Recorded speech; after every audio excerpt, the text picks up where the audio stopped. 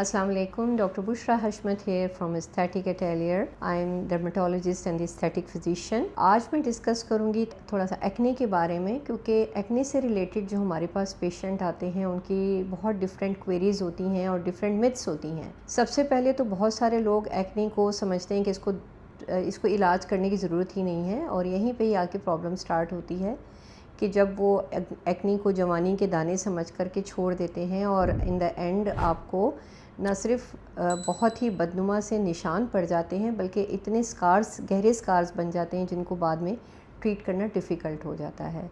So it is very important कि आप acne को जैसे ही वो स्टार्ट होती है उसकी ट्रीटमेंट लें, और जिस तरह आपको आपके डर्मेटोलॉजिस्ट बताते हैं कि आपने एक्ने की ट्रीटमेंट के लिए किस तरह फॉलो करना है उसको।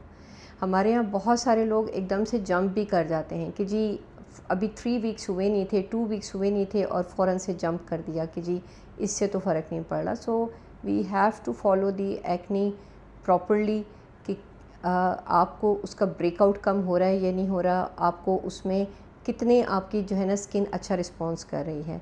सो इस मिथ को बिल्कुल ख़त्म करें। और दूसरी चीज़ ये कि एक्ने की ट्रीटमेंट पेशेंट्स मांगती है। We need around 4 to 6 months कि जिसमें आप प्रॉपरली एक्ने को हम ट्रीट कर सकें, और उसके बाद हम उसकी जो आफ्टर इफ़ेक्ट्स होते हैं जिसमें पिगमेंटेशन है, स्कार्स हैं, हम उसको ट्रीट कर सकें। एक्ने जो है सिर्फ एक यंग एज की डिज़ीज़ नहीं है, ये बड़े लोगों को भी हो जाती है, हार्मोनल प्रॉब्लम्स की वजह से भी हो जाती है, और इसमें स्ट्रेस और इस तरह के और भी बहुत सारे फैक्टर्स होते हैं जिसको हमें टाइमली एड्रेस करना है।